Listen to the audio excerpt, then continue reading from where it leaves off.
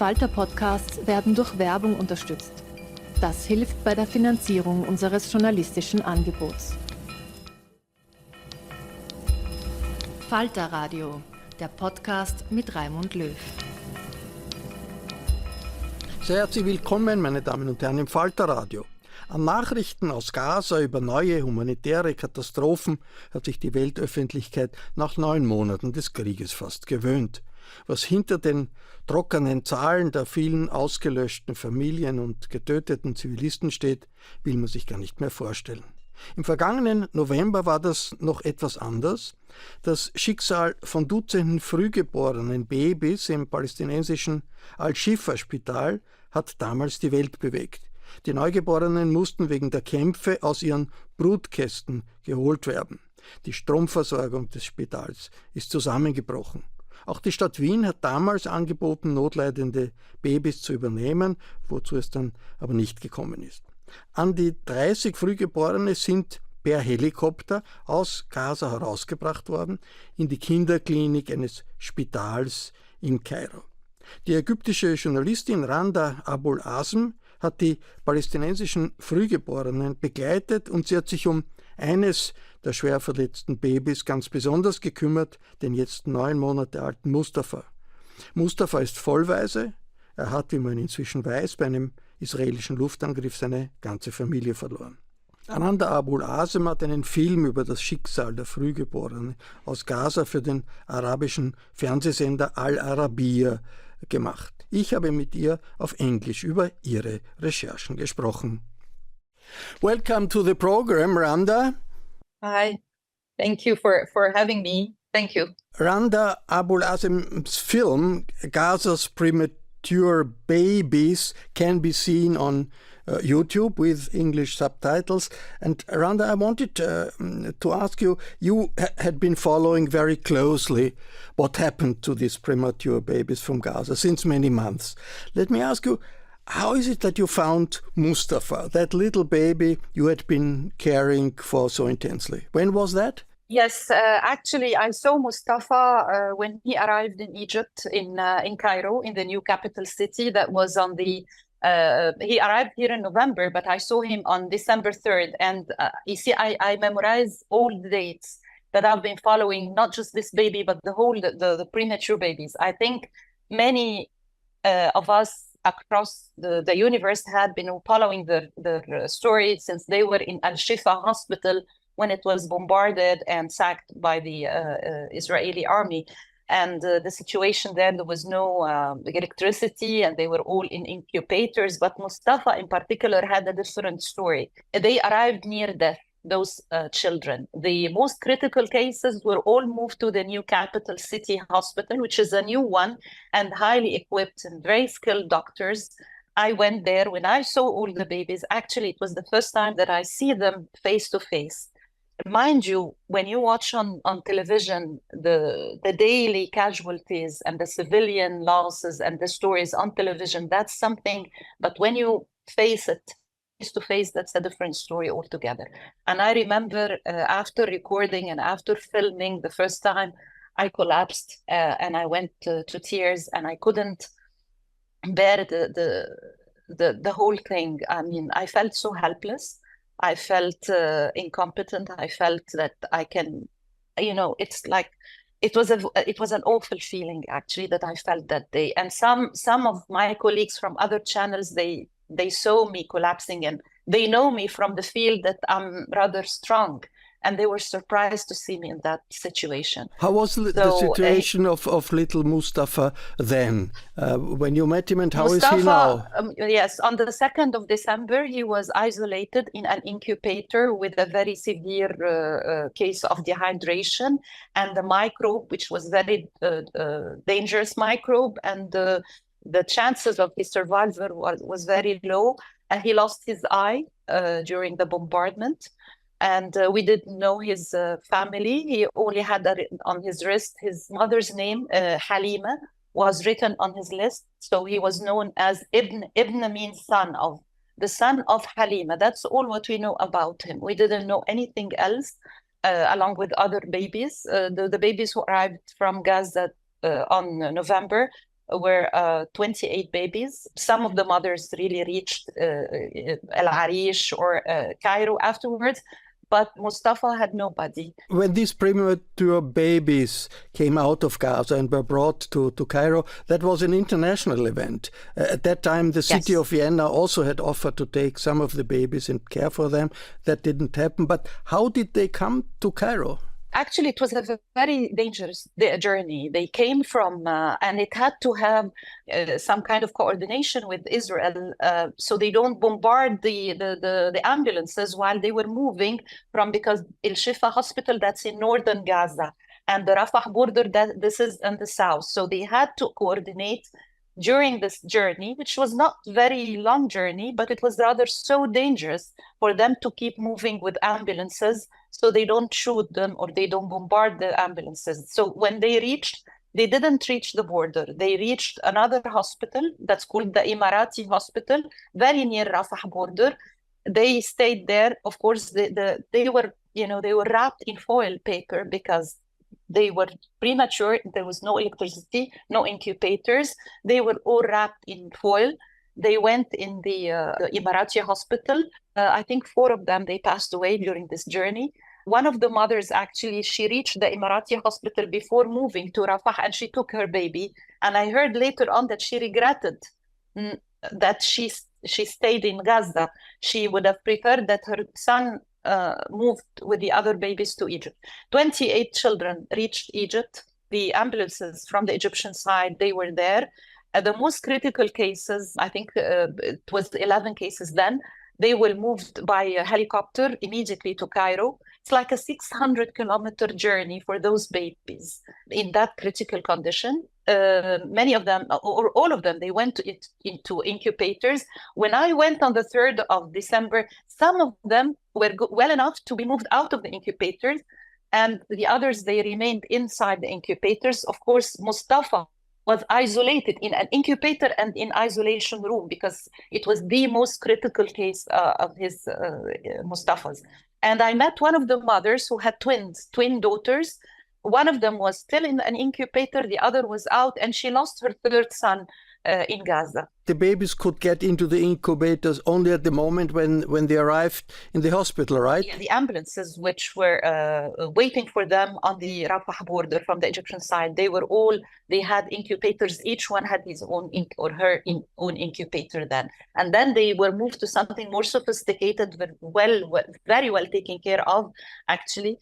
And then I suggested a story because of the news, you get sacked, actually. You get, with the tremendous amount of casualties from civilians and children, you don't follow up. And that's a problem. But I suggested a follow-up documentary about those babies. I really wanted to know what happened. What happened to baby Mustapha? What happened to his family? What did you find out? Before to tell you what I found out, I was so concerned about him and the others as well. And I kept asking one of the doctors, he was like the head of the doctors, and he said that they don't know anything about his family. They heard that his family all were killed, but they don't know anything. They have no official records. I asked the ambassador, the Palestinian ambassador, he didn't know anything. I went through the records of the Ministry of Health here in Egypt. They didn't have any records. So I started digging, and I suggested the report or the documentary about a follow-up story with those kids. They told me, just go ahead. And then I went on the 3rd of March. That's why I'm telling you, I keep recording and I'm memorizing all the dates. The 3rd of March, when I went, all the kids were out of the incubators. And to my surprise, they were lovely babies. Mustapha, in particular, he had lost one of his eyes, but he was the cutest baby. He kept laughing. He kept smiling. He kept reaching out for me and for the others with the other babies. But he, in particular, you have to be drawn to him the moment you see him, and the contrast between how he was or how he arrived, and then on the 3rd of March that I saw a baby smiling, interacting. He was the most beautiful baby that I even thought of taking him home. And of course, this is impossible, but I kept thinking about him all the time. Did you know at that time that he was an orphan? Yes, you did. I knew that he was an orphan, but I didn't know anything. I mean, that's what I was told. So I started asking and asking and asking until finally I reached to a Palestinian doctor. I told him, did you by any chance know any of his family? He said, I finally got to know that his grandmother is in Gaza. I asked him of her number.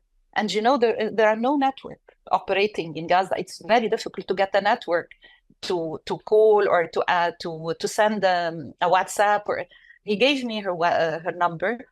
I texted her and I asked her. I said, I'm Randa Abul Azm. I'm from Al-Arabiya, and I'm asking if you are related to Ibn Halima, because I didn't know his name. Yeah, he was not named, by the way.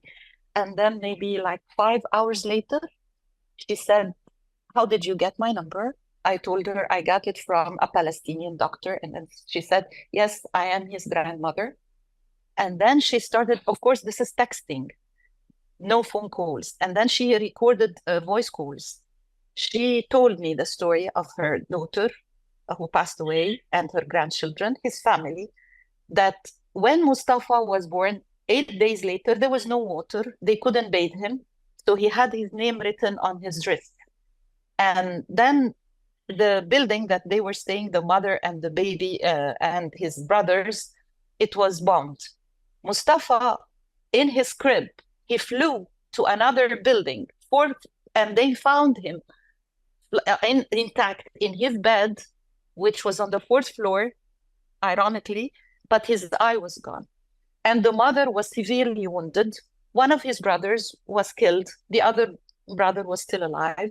So the grandmother, they took baby Mustapha. He wasn't named even then. They put him in Al-Shifa-Spital, and then she was occupied with her daughter, who was severely injured.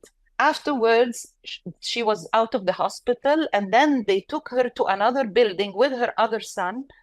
She got bombarded again, and she got killed. And the other son was turned to ashes. They couldn't even find him to bury him.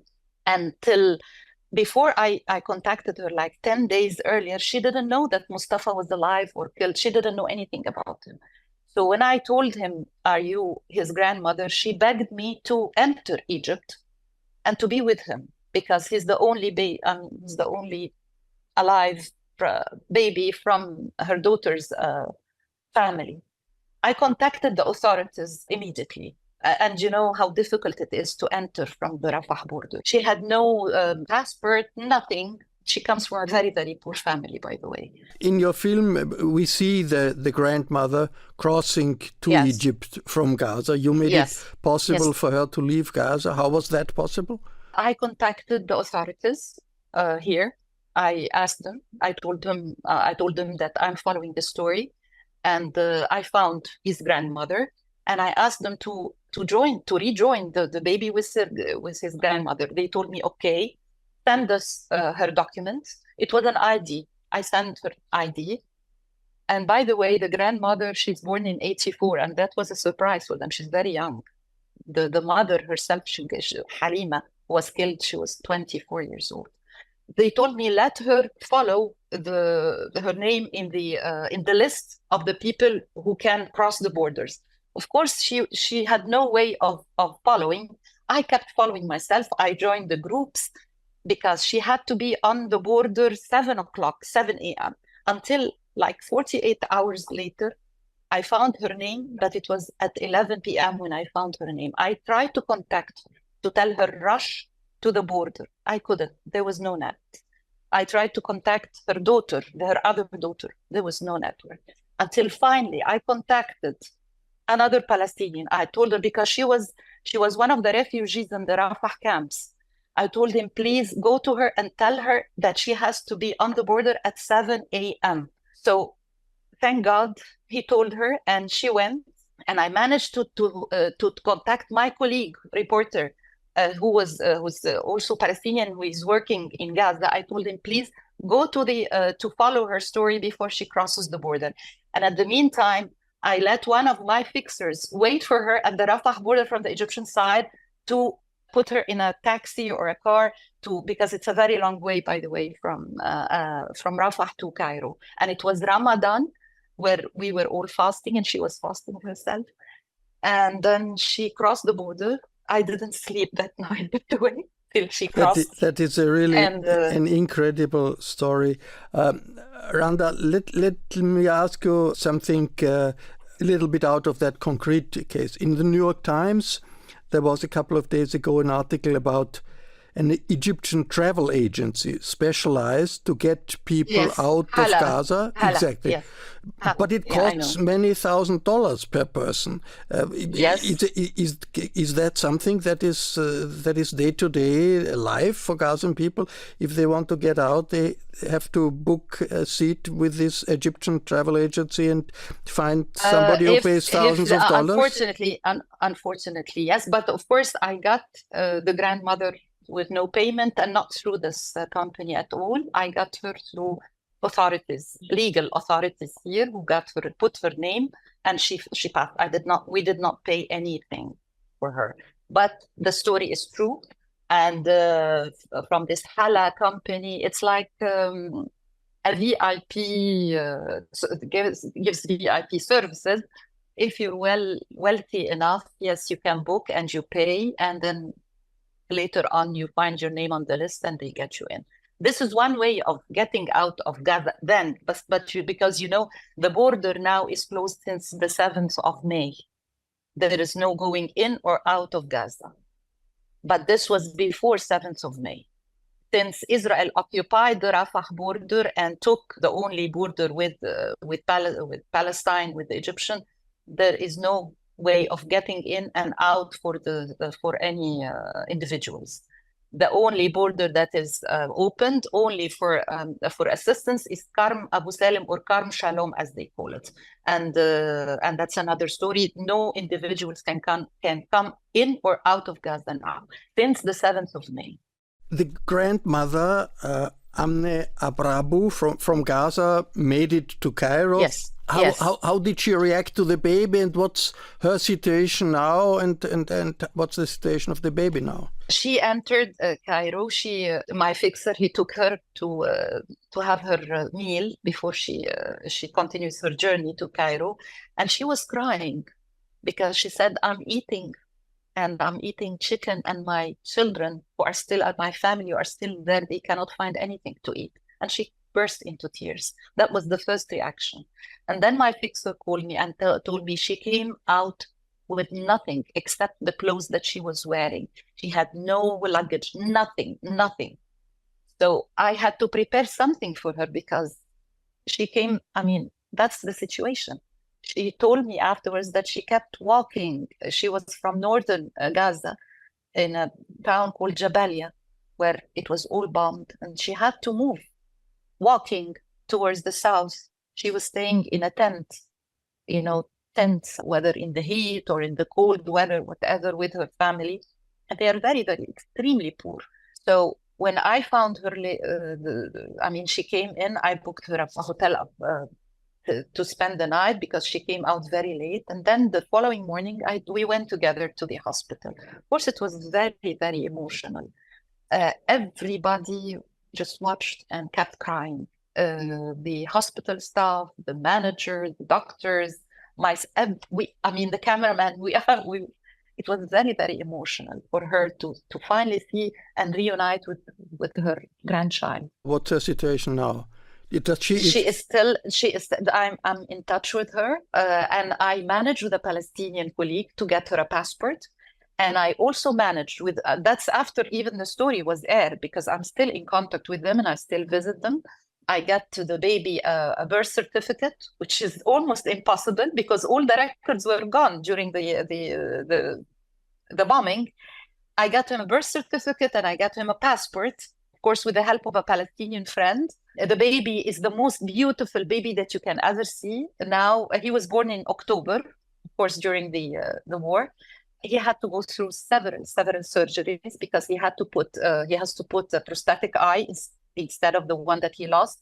And this is an ongoing process because as far as I learned from the doctors, that the eye, they have to change it as he grows.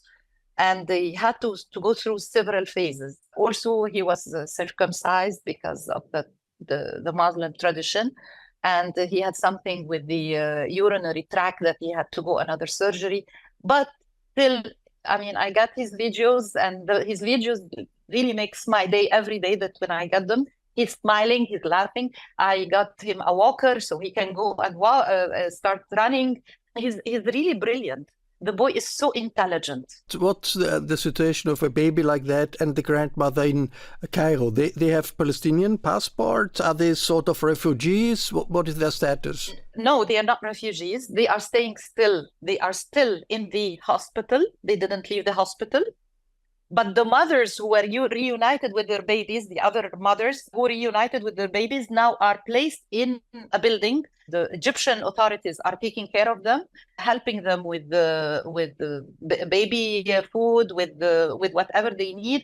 And I think, I'm not sure, but I think that the Palestinian embassy also is contributing. But we still have another problem, that 8 other babies, we cannot locate their families. You know, my main concern now, okay, thank God, I mean, Mustapha is a beautiful baby, and the others are so beautiful as well. Babies are all beautiful, but what is their future?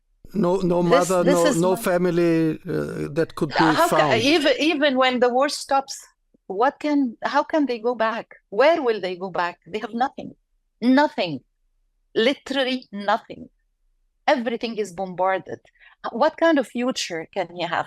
If he needs medication, if he needs to follow, if he needs education, I mean, this is the basic needs of any child in the world. He has to live like a normal child. He's not, this baby in the 8 months that he lived in horror, having to go through all this. I cannot imagine. And still he's laughing, he's smiling, he's interacting. Children are suffering in a terrible way in the Gaza war. You spoke to the United Nations General Secretary, you spoke to UNICEF, the relevant UN organization, about the situation of children. How do they describe the consequences for the children, and what can they do? Actually, I asked specifically the UNICEF, because they are in the UN, this is the organization that takes care of children. I asked them, have you witnessed such a catastrophe for children in any other war? They said, no, this is unprecedented. And the trauma, you see, you have either orphans or not even, I mean, orphans, handicapped, traumatized. This is the situation of the children in Gaza. Do you know that's like the number is increasing on daily basis. When I aired this report, only 17,000 children were killed. Now it's over 21,000. 30 or 40,000 civilians, 2/3 of which are killed, are women and children.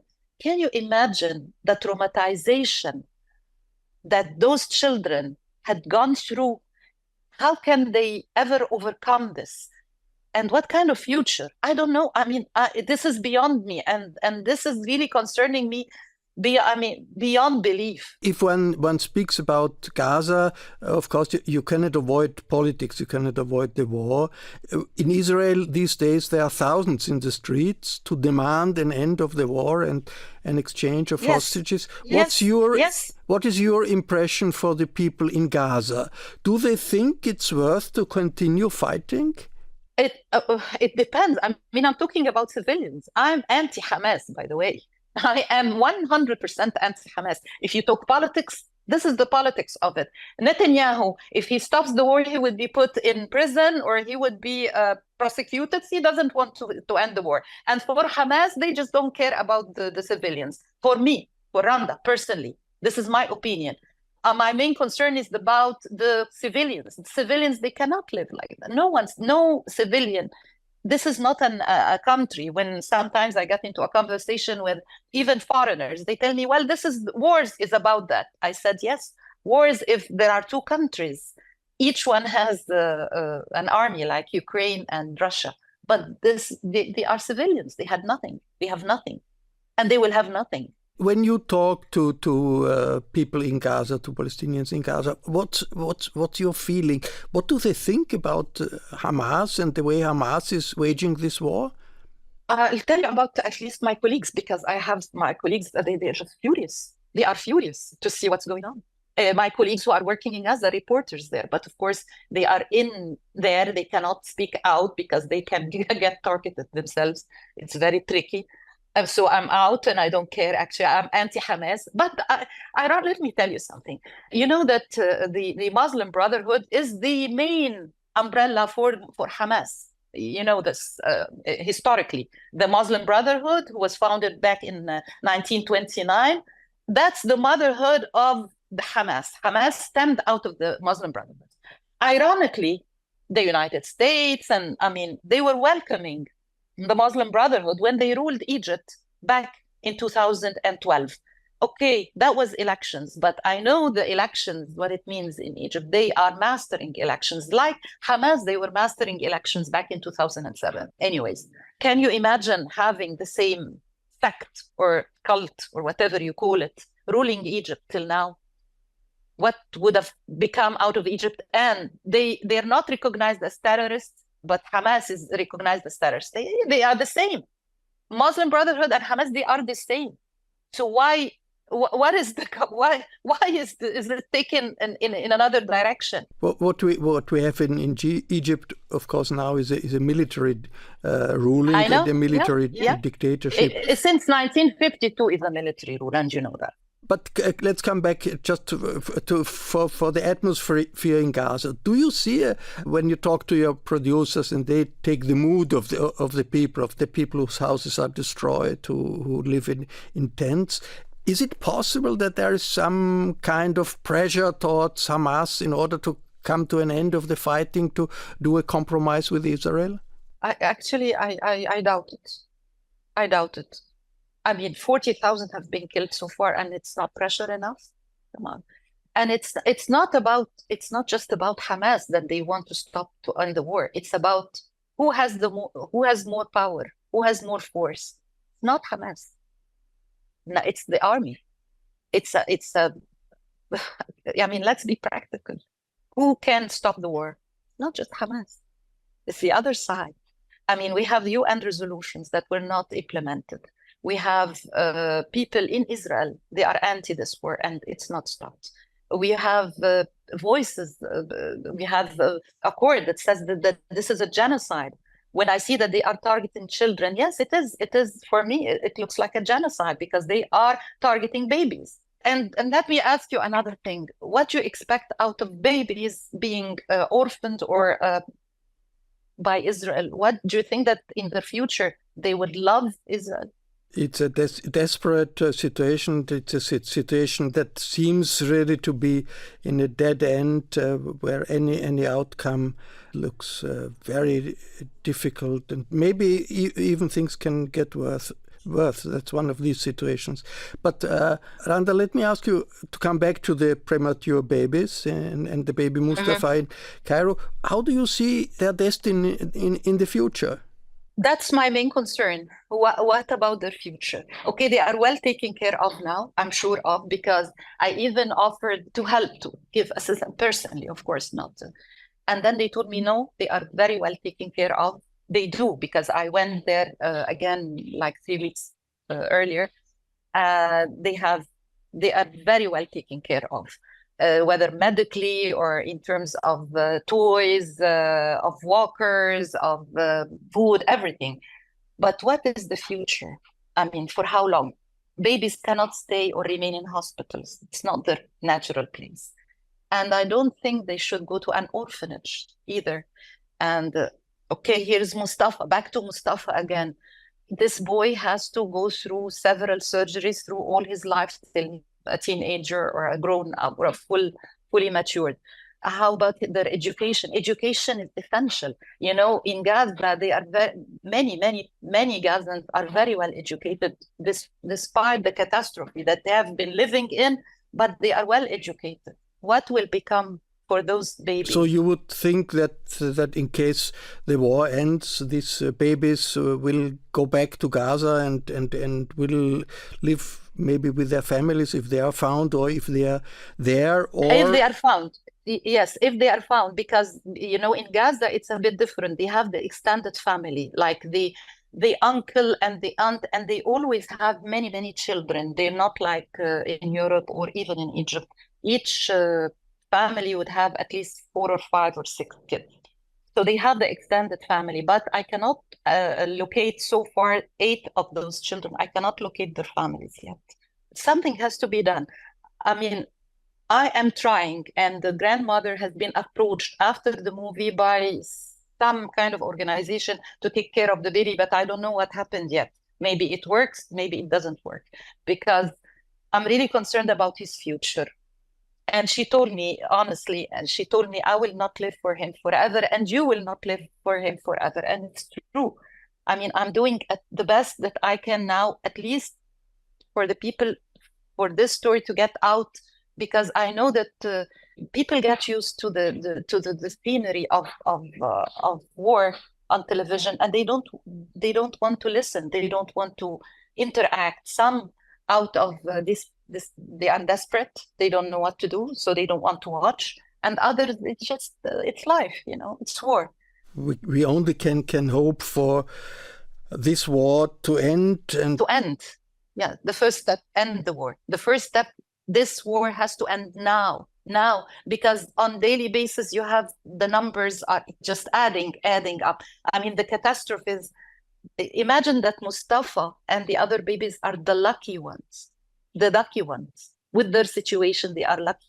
Your film, Randa, ran on television early this summer. What have the reactions been? I've been contacted by so many people. They praised that, and I think it reached many people. That's why I wanted it to reach out abroad in Europe, in the States, by subtitle, because I wanted the people to see, I wanted everyone to see this humanitarian side. Let's get out of Hamas and Netanyahu and the cabinets and the extremism, and let's look at those human beings. Because I don't think anyone can afford to look at a baby and see the situation and just turn his face and say, well, they deserve it or they don't. No, nobody deserves this. Thank you very much, Randa Abul Azm. The film, Randa's film, can be seen on YouTube. Its title is Gaza's Premature Babies, Their Future and Destiny After the Rescue. Thank you very much, and all the best to Cairo. Thank you very much, and the best for you. Thank you very much for bringing the story, and I wish that this war ends. Thank you. Das Gespräch mit Randa Abul Azm haben wir am 25. Juni 2024 aufgenommen. Ich verabschiede mich von allen, die uns auf UKW zuhören. Berichte und Analysen von allen Seiten des Gaza-Krieges lesen Sie im Falter. Ich empfehle ein Abonnement des Falter. Alle Informationen gibt es im Internet unter der Adresse abo.falter.at. Ursula Winterauer hat die Signation gestaltet. Audiotechnisch betreut Clara Gottsauner-Wolf diese Sendung. Danke, Clara. Ich verabschiede mich. Bis zur nächsten Folge. Sie hörten das FALTER Radio, den Podcast mit Raimund Löw.